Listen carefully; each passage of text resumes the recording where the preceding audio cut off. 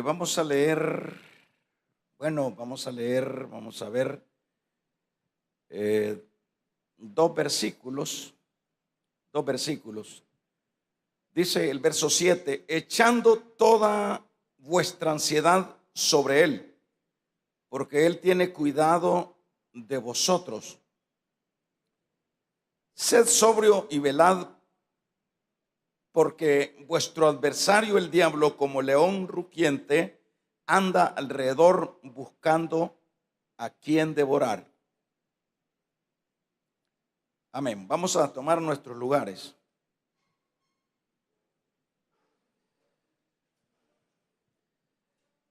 Para que podamos estudiar estos dos versículos, siempre es necesario que nos actualicemos con lo que hemos venido hablando. La iglesia a la cual se dirige Pedro es una iglesia, el trasfondo es una iglesia que está afligida. ¿Afligida por qué? Porque en este tiempo, y por lo general la iglesia siempre ha sido perseguida de una o de otra forma, y en esta ocasión eso era lo que estaba sucediendo con la iglesia a la cual se dirige Pedro.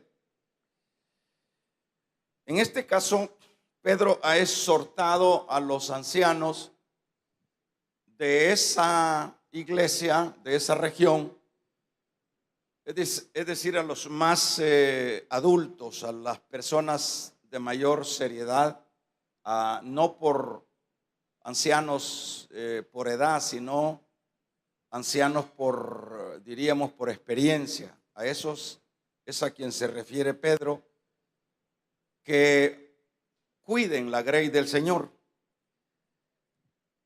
Esto que les encomienda es importante porque qué bueno que hayan personas, hemos estado hablando de eso, que tienen ese llamado, que tienen esa vocación para consolar, para guiar, para aconsejar, y sobre todo en las condiciones que estaba la iglesia. Llamemos que la iglesia, o pensemos que estaba la iglesia siendo perseguida. Ese es el trasfondo de esta carta. Pedro está diciendo, cuiden la grey. Decíamos en este mismo estudio que también a los que se dirige Pedro no solo es a los ancianos, sino que se dirige a los jóvenes, que es un segmento, o serían los pastoreados, diríamos en este caso. Se dirige a los jóvenes cuando les dice que se sujeten a los ancianos. ¿Por qué deben de sujetarse a los ancianos? Bueno, porque ellos debían de comprender, es decir, el pueblo en sí, que estaba en el entorno de esos hombres con madurez espiritual, debería de entender ese cúmulo de gente de esa iglesia, que esos pastores estaban cuidando sus almas, guiando sus vidas. Y hemos dicho que esto siempre es importante valorarlo, porque qué mejor, al igual que sería la figura de la familia, ¿verdad? De los padres cuidando a los hijos. Qué bueno que los hijos tienen padre, que les aconsejan, que les guíen, que les enseñen. Es una dicha, es una bendición, es un regalo de Dios.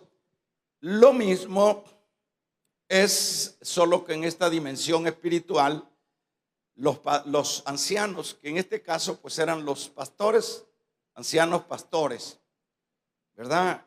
Les dice que ellos deben de estar sujetos a ellos, porque ellos están velando por vuestras almas. O sea que les hace ver que ¿verdad? Están cuidando.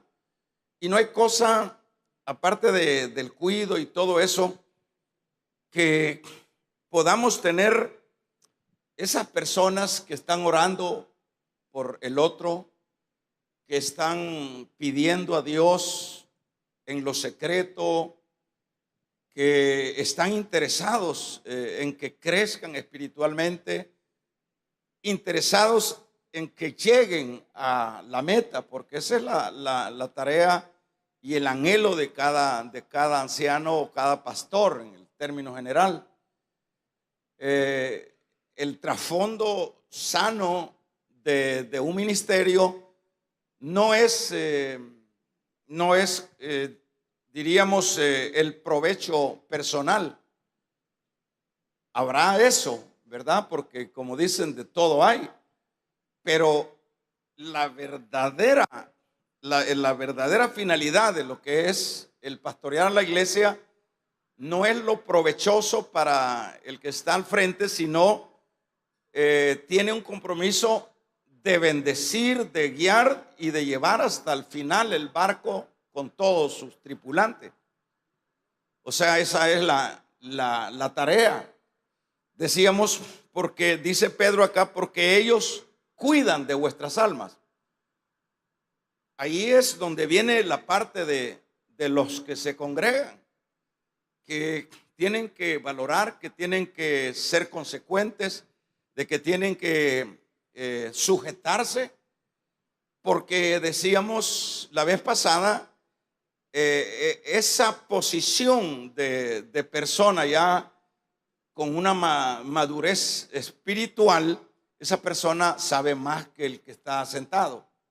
Esa persona, ¿por qué sabe más? Porque tiene una dependencia más de Dios. Esa persona tiene un nivel, quiérase o no, por sencillo que sea alguien que está al frente, tiene una conexión más directa con Dios. Y eso es lo que se preocuparon los apóstoles cuando mencionábamos que Pedro y todos los demás apóstoles dijeron, no podemos estar sirviendo las mesas por el hecho de que nosotros tenemos que estar buscando de Dios, tenemos que dedicarnos a la palabra. Ahí podemos ver que el que está al frente no está buscando flores ni está buscando aplausos, sino que porque le va a pegar duro para que entonces ceda, porque él lo que quiere es meter, porque él ya pagó por él, ya dio su sangre de su hijo por ese creyente, y jamás ese creyente perderá la salvación, pero no se librará de la disciplina del Señor. Lo terrible que sucedió con el de Corintio, dijo Pablo, saquen a ese perverso. ¿Para qué? Dijo, sáquenlo. Como la idea es de que cuando la persona está en la iglesia o bajo de un ministerio, esa persona está cubierta por ese ministerio. Pero cuando dice Pablo, saquen a ese fulano, por lo que usted ya ha leído que hizo, vivía con la madrastra, sáquenlo y échenselo al diablo. Entonces, cuando ya no estamos en la cobertura de la iglesia, allá estamos en las manos del diablo. Es así, entiendas. O sea que donde estamos bajo la cobertura del Señor, ahí estamos, aunque nos ataque el diablo, tenemos quien nos ayude. Dijo Pablo, para que su cuerpo sea, diríamos en palabras iguales, disciplinado y su alma se salve. O sea que yo no sé qué revolcada le pegó el diablo a ese incestuoso, pero allá en la segunda carta de Corintios, ya Pablo está felicitando a los corintios que le dicen no lo traten mal, recíbanlo, ya se reconcilió. Es que el que es de Dios, hermano, aunque sea sin manos, sin pies, sin ojos, pero lo va a traer el Señor. Entonces, ¿qué es lo que necesita el creyente? Entender. Por eso digo yo que hay que entender, hay que saber, pedirle a Dios que nos enseñe cómo es la vida espiritual. La vida espiritual no se entienda que es asistir a una iglesia, sentarte, andar una Biblia, caminar, aprender a caminar, como que uno vea sonreír en la iglesia. Está bien, pero el trasfondo de la vida espiritual es enormemente elevado, hermano. ¿Por qué? Porque esto es lo que está diciendo acá. Yo resisto a los soberbios, dice el final del versículo número 5. Yo resisto a los soberbios. Pero, vamos a ver, le voy a poner un ejemplo más de nada menos de Pablo. ¿Por qué Pablo, allá en el capítulo 12 de 2 de Corintios, habla de que Dios le trabó, le colocó un aguijón, una disciplina a Pablo?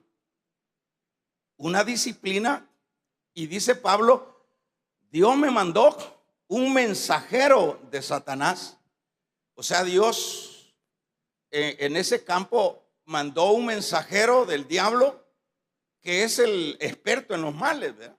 Y Dios, en la ley permisiva de Dios, Dios le concedió a ese, si fuera una enfermedad o sería los mismos falsos profetas, que se podía denominar también una espina. Pero Pablo habla de que oró 3 veces y que el Señor no se la quitó. ¿Por qué? El Señor tiene que tratar a un Pablo siendo un Pablo como nosotros sabemos que era Pablo. Ajá. ¿Por qué? Porque lo disciplinó o le dio la medicina antes que se fuera a inflar. O sea que Dios está trabajando con cada uno. Porque dijo, no sea que me exalte de las glorias que he visto. Entonces él oró al Padre que le quitara ese aguijón. Y le dijo la voz, no, le dijo, vos así estás bien. Le dijo, yo no te la puedo quitar. Lo único que te digo, que te bastes de mi gracia. Entonces Pablo entendió, bueno, dijo, así tiene que ser. Pero redescubrió que al tener ese aguijón, él era más fuerte. Entonces dijo, por lo tanto dijo, he aprendido que en mi debilidad es cuando soy más fuerte. Solo ve el carácter de Dios. No crea que Dios es así, paños tibios con la iglesia. No, papito, no. Dios es Dios. Entonces, lo que se tiene que hacer, por eso que tiene que andar uno con pie de plomo en la vida espiritual. No es así solo de Catrín o de tipo, ¿verdad? No, es bajo las reglas y bajo esas condiciones que Él pone, porque no nos deja sueltos. Entonces acá dice, Dios resiste, pero también Pedro dice, Él bendice a los humildes. ¿Qué sucede pero dice, Dios resiste a los soberbios y da gracia a los humildes? Quiere decir que si uno quiere llevársela bien en la vida espiritual, hay que bajarse. Que si uno quiere que no le peguen un batazo allá por la cabeza para agacharlo un poco, hay que saber caminar en la vida espiritual. Que si uno, porque aquí está diciendo el contraste, Él resiste a los soberbios, pero dice, yo exalto a los humildes. ¿Qué quiere decir cuando dice, mire las formas como opera Dios con su gente? Cuando dice, yo exalto, pero Dios dice, da gracia a los humildes. Decíamos que Dios es el Todopoderoso.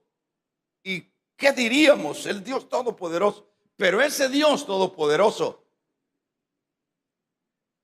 puede llegar a ser tan amigable con nosotros, diciéndolo de esa manera, que vamos a gozar de todo el amor, el cariño que siempre eso lo tenemos, pero seríamos como esos niños privilegiados, como esos niños, esas niñas que tienen mayores cuidados de los padres por su forma de ser, por su forma, por sus atributos.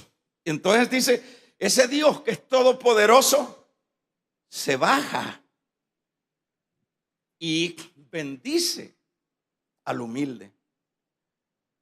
Entonces, ¿cómo veamos si la iglesia está interesada en estos aspectos, en estos conceptos? Preguntémonos, empecemos con nosotros, si somos humildes. Cuando usted le dice algo, el coordinador, cuando usted le dice a alguien, usted saca el corvo. Cuando usted le dicen algo por allá, pues le pegan una gritada y usted no se queda quieto.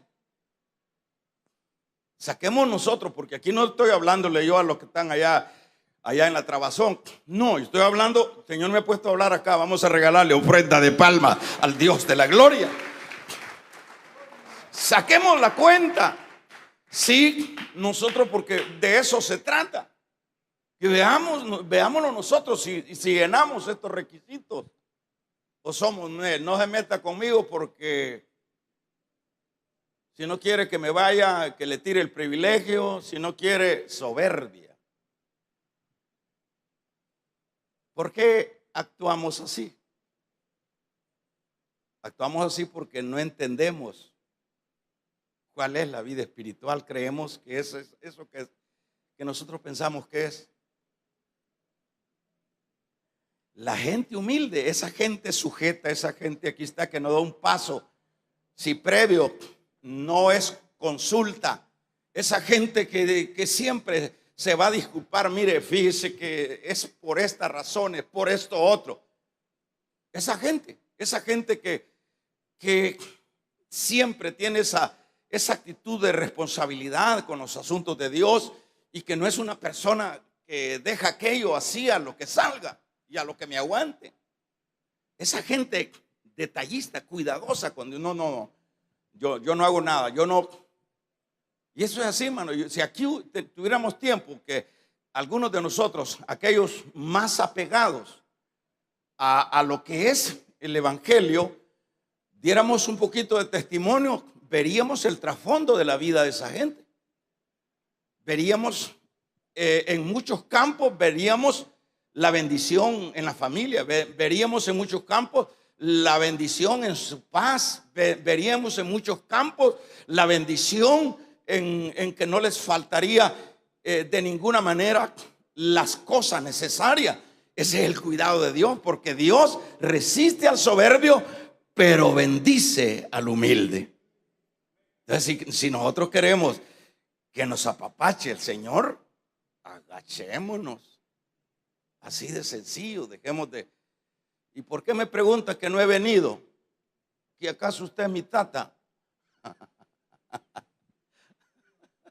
¿Ah? No, papito, por eso es que nos va mal.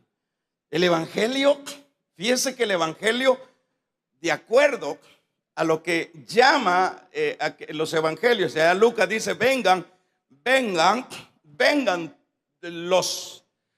a mi cena, porque ya los toros están ya alineados, ya todo está listo.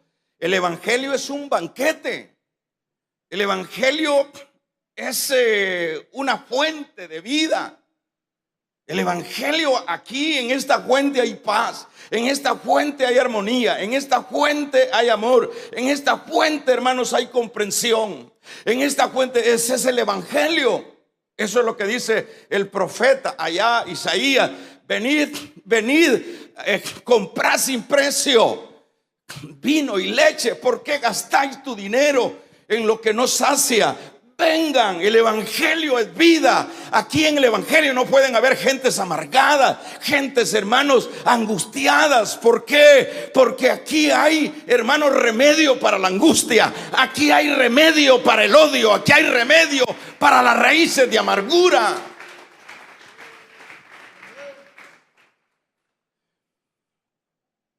Y luego les dice Pedro, luego les dice: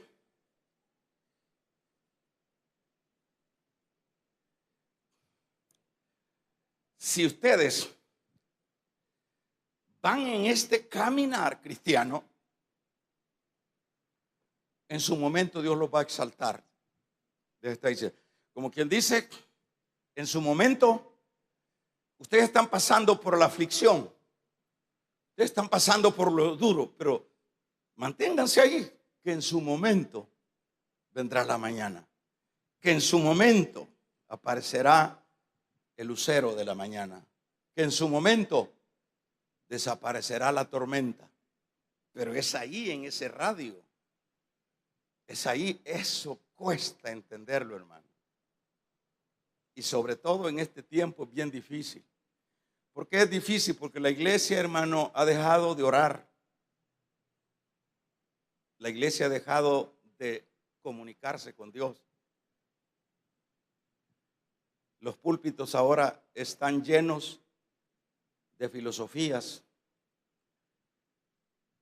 de ilustraciones puramente humanas, pero carentes del Espíritu. Como se dice, la oración es como la Cenicienta. La Cenicienta nadie la quería. Pero sí, aquí nos echamos grandes exposiciones, pero no tiene esencia. Porque sin unción esto no sirve. Sin unción solo son palabras, ¿verdad? Entonces, en este tiempo la iglesia está en una crisis.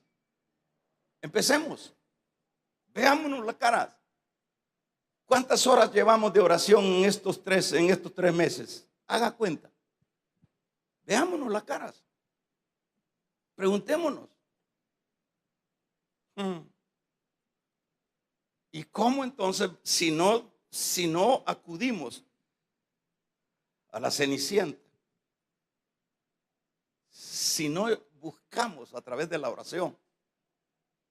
Hermano, por ejemplo, los músicos se va a ver bien buenas las notas y va a ser un asunto profesional, pero en lo de Dios no funciona el profesionalismo. En lo de Dios lo que funciona es esa unción. Como alguien ha dicho, en los tiempos, por lo menos de los 70, de los 80, ¿no ve esos hermanitos con unas 2 guitarritas movieron el mundo? Aquellos que usted conoce, que ahora ya como que ya se vendieron. 2 guitarritas, famosísimos. Ya sabe de quién le estoy hablando. Que ahora todavía andan tocando la guitarrita. ¿Qué? La unción. Ahora les dice, aguántense, porque en su momento Dios los va a exaltar. Entonces, ¿qué es lo que necesitamos? Mantenernos. Y esto es para mí, y esto es para usted. No sé si lo acepta, hermano, o no. Que se oiga un amén, pues, hermanito. Y bueno, complemente ese amén con un fuerte aplauso.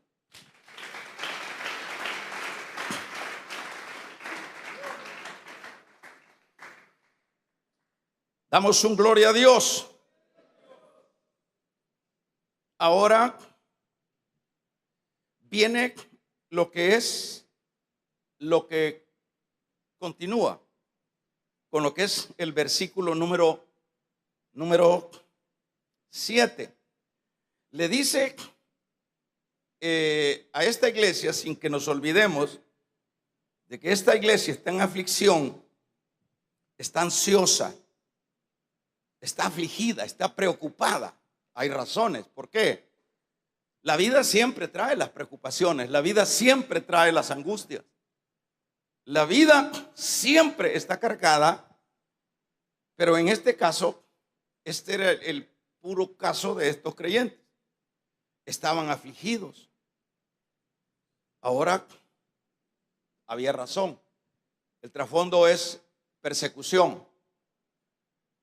Están afligidos. Pero Pedro les da esta palabra, yo digo una palabra como de rescate, hermano. Una palabra maravillosa, que es la que estamos leyendo. Y es que ellos deben, hermanos, depositar su ansiedad en el Señor. Eso es lo que dice ese versículo 7. ¿Verdad? Eso es lo que dice. Echando toda vuestra ansiedad en Él. Vamos a ver, esto no es otra cosa sino un tremendo privilegio de la iglesia del Señor. ¿Por qué un tremendo privilegio de la iglesia del Señor? Por el hecho, hermanos, que en este caso estamos viendo que el Señor está a la disposición de los afligidos. El Señor no es alguien que dejó abandonada la oveja. No, ahí dice San Juan, se lo ha leído, que Él la saca y que las ovejas van con Él. Ahora, el asunto es que retener la ansiedad, hermanos, no resuelve los problemas. Cuando uno está, mire, fíjese que estoy endeudado, fíjese que no aguanto, y fíjese que aquel marido me va a dejar, que la mujer me va a dejar, que me van a quitar del trabajo. Eso no resuelve a nada. En este caso sería, me van a matar, nos andan persiguiendo, porque eso era lo que estaba sucediendo. Pero en este caso, Pedro, o sobre todo Dios, usando a Pedro, le está diciendo, les está dando una palabra maravillosa, como decíamos, porque la ansiedad, el creyente que está en esa angustia, comiéndose las uñas, y que, ¿cómo voy a hacer? ¿Qué es lo que va a suceder con esas preocupaciones, ansiedades, que es lo mismo? ¿Qué es lo que va a suceder? Esa persona se va a enfermar más, porque el cuerpo es sensible. El cuerpo es terriblemente sensible, es delicadísimo. Es una composición delicadísima. ¿Por qué se dan muchas muertes así repentinas? Por las ansiedades, por las angustias que está llevando el creyente, a veces por sus deudas, por sus problemas cotidianos. Pero entonces aquí estaría diciendo Dios a través de Pedro que no retengan esto, que no se apropien como a veces nosotros decimos, mi enfermedad, que no nos apropiemos de lo que no es nuestro, que nos soltemos, que más bien que no debemos de no estar en esa condición de ansiedad, porque además de eso es pecado. ¿Por qué es pecado? Mire cómo es importante estudiar la palabra.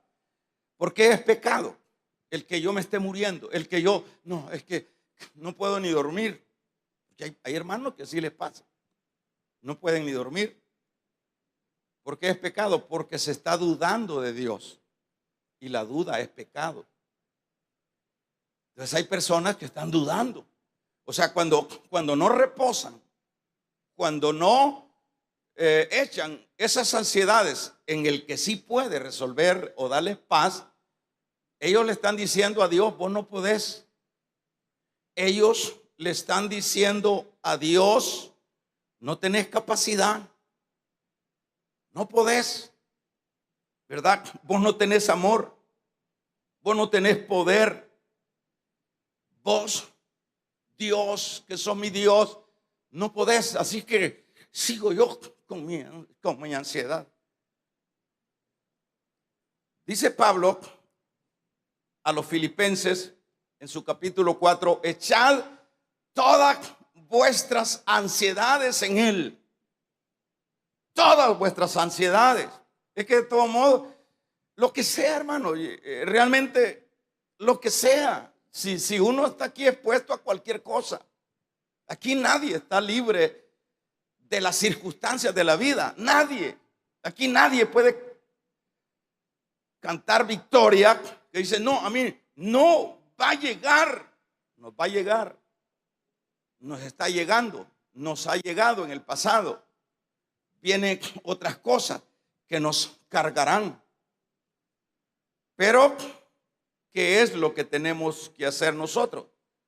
Lo que dice acá el apóstol es interesante. Echad toda vuestra ansiedad sobre Él.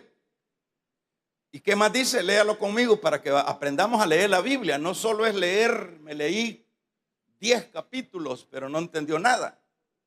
¿Qué es lo que dice a continuación? Wow, entonces quiere decir que Dios tiene cuidado de sus hijos que están angustiados. Quiere decir que Dios no es ese Dios lejano. Quiere decir que ese Dios a quien usted y yo pertenecemos, ese Dios tiene cuidado de cada una de nuestras necesidades.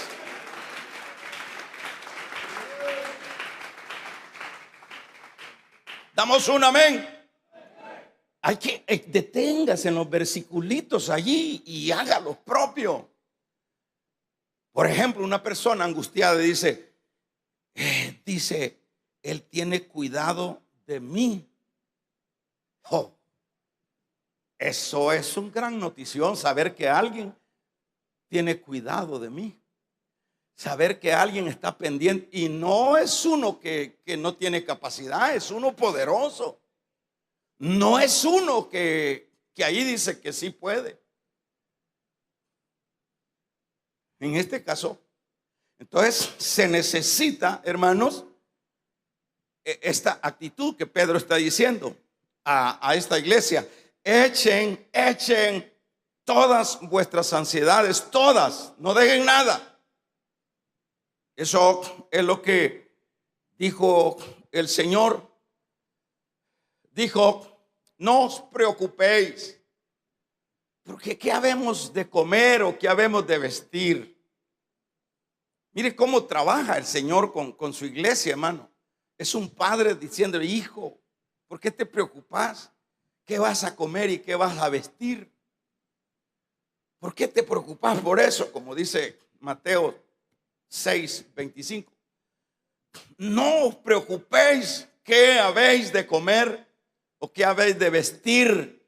¿Acaso no sabéis que vuestro Padre tiene cuidado hasta de aquellas cosas que parecerían que no tienen importancia? ¿Cuánto más de vosotros, hombres de poca fe? Entonces hay hermanos que están, hermanos, tan terriblemente afectados con las ansiedades de que qué será del futuro, qué nos va a pasar. No, hermano, duerma. ¿Quién será el anticristo? A usted no le importa quién va a ser el anticristo. Lo importante es que ya conocemos a Cristo. Y si tenemos, hermanos, al Hijo, tenemos al Padre. ¿Cuál va a ser la guerra? Que la gente ahorita está interesada en los estudios escatológicos. ¿Cómo es la bomba allá? ¿De dónde va Rusia allá? Deje los que se den en la madre ahí, como dicen. Nosotros veamos para arriba. Usted duerma tranquilo. Usted no esté pensando qué será de el mañana. Dios cuida de los pajaritos. ¿Cuánto no va a cuidar de tu vida? Si tú y yo somos especiales para Él. Si estamos de acuerdo, que sea algo poderoso, amén. Levanten las manos las hermanas, levanten las manos las hermanas, levanten la mano las hermanas que tienen miedo que las deje el marido.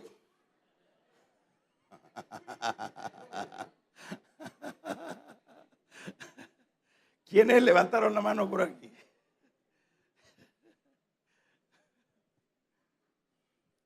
Ay, déjese, viejito, si usted es que le está dando gran valor al viejito ese. Si ese ya ni el tigre se lo come. Pero usted está afligida que se la van. ¿Cuándo? Ahí está viéndole el celular, que con quien habla, que no sé qué. Mejor, hermana, deje de esas cargas. Mejor busque a Dios. Vamos a regalarle ofrenda de palmas al Dios de la gloria. Aleluya. Cargado de gusto. Cargado de gusto. Es que es bonito. Sí, es bonito, pero no hay necesidad de cargarse. Ahora, en este caso, uno debe de reposar. ¿Por qué? Echar todas sus cargas, porque esto no es provechoso. Ahí vienen las enfermedades. Y a la vez, como dije, es un pecado. Porque cuando yo digo, no, es que yo no puedo ni dormir, no puedo. Ay, hermano, cuesta aprender esto. Uno lo va aprendiendo con el tiempo. Porque a la verdad, pues ya con una cosa pesada, fuerte, con un mal fuerte, ya no sirve. Entonces, todo lo que hay que hacer, no, lo que sea, Señor. Tú sabes, tú sostienes los pájaros, ¿cómo no? Yo esto no estoy diciendo pues que se va a ir a acostar a la cama y que va a estar viendo sueños que le traen comida. No, salga. Pablo dijo, es bueno que no coma el que no trabaja. Hay que trabajar, pero usted trabaje. No, eso es como aquel que dice, coma para vivir, pero no viva para comer. Usted trabaje para los asuntos que necesita, pero no sea un esclavo. Usted no esté pensando que le va a dar a los hijos, que ya los crió, ya no los dejó morir, ya eso, y si ya le dio algún par de letras, siéntese satisfecho. Dios cuidará de sus hijos, Dios cuidará de su entrada, de su salida. Dios los va a bendecir.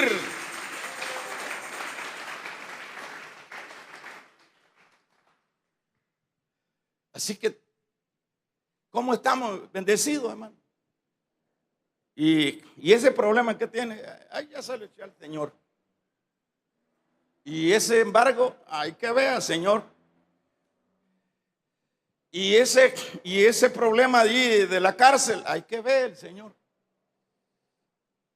Porque hay hermanos que están en las cárceles. Hay hermanos que están en las cárceles. Y que esta palabra le sirve a los hermanos que están en la cárcel. Que le dije, y que deje, hermanito, usted que ya se convirtió ahí en la cárcel, deje, repose. Aquí dice Pedro, tirad vuestras ansiedades en Él, porque Él tiene cuidado de ti. Él te va a ayudar en su momento, Él te va a exaltar en su momento, Él te va a sacar adelante.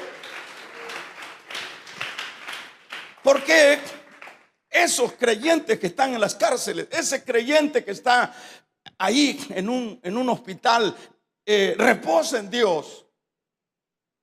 Reposa en Dios. Tira tu carga. No te estés pensando y cómo será la muerte. Mejor pensemos, si fuera el caso, estoy a punto de ver el rostro de mi Señor. Y mi hermano, la gente se levanta, pues, porque como la carga esta mata. Ahora, para ir finalizando, el verso 8, las preocupaciones nos vuelven vulnerables. Tenga paciencia. Las preocupaciones nos vuelven vulnerables, hermanos, con respecto al diablo. Una persona cargada, una persona afligida, es bocado fácil para Satanás.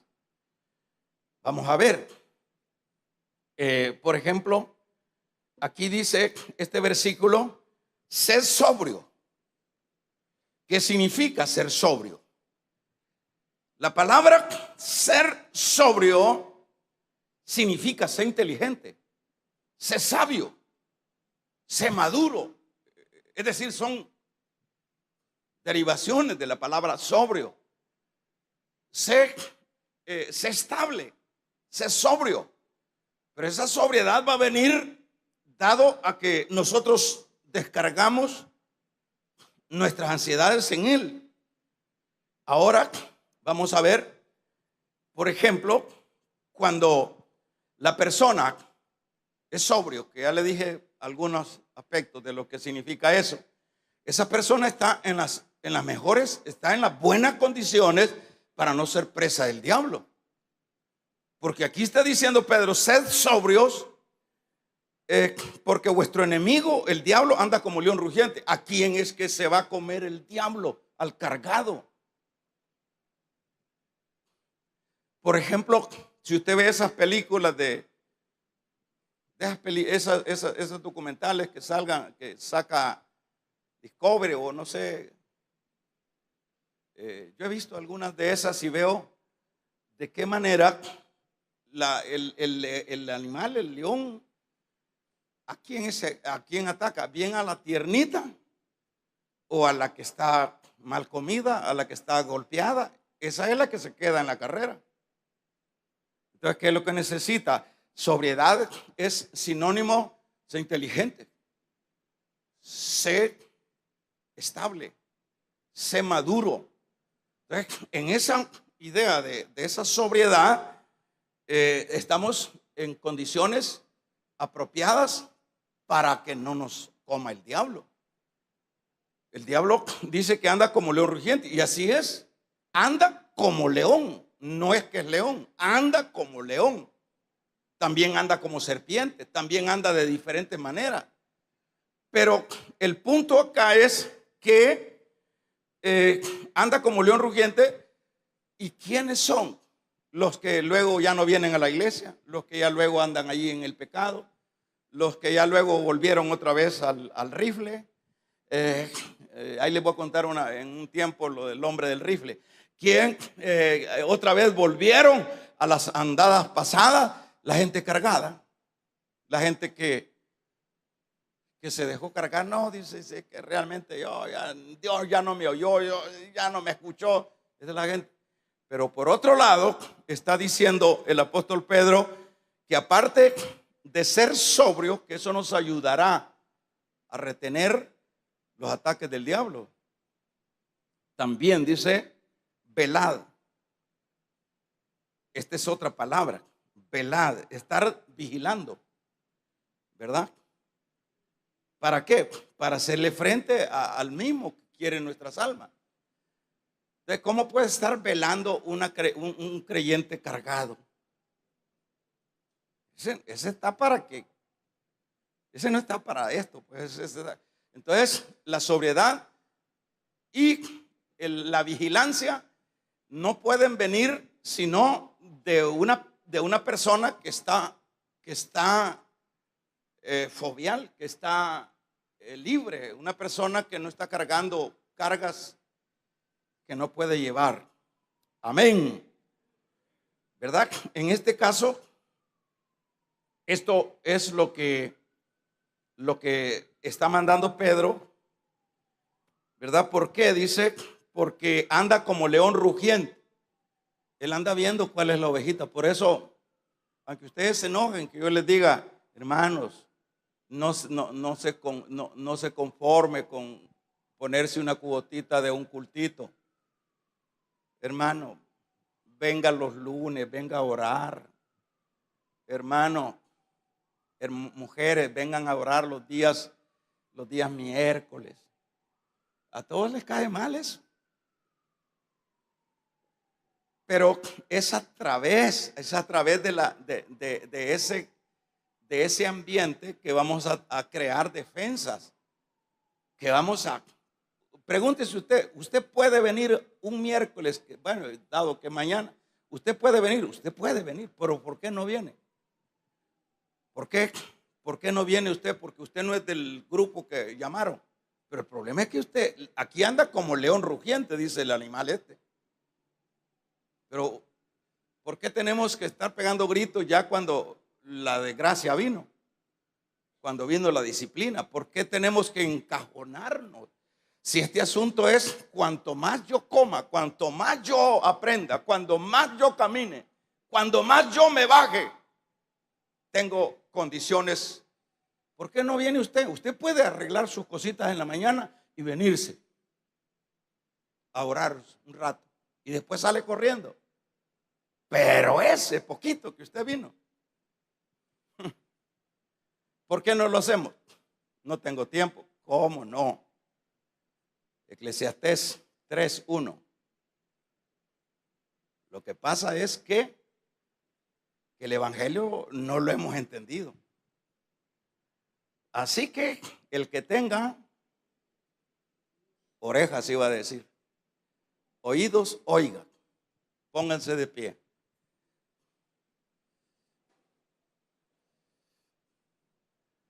¿Por qué la gente se pone cuotas? Aquí hay hermanitas que están detrás del muro ahí, pero no tienen tiempo de venir porque no alcanzan el bus, dicen.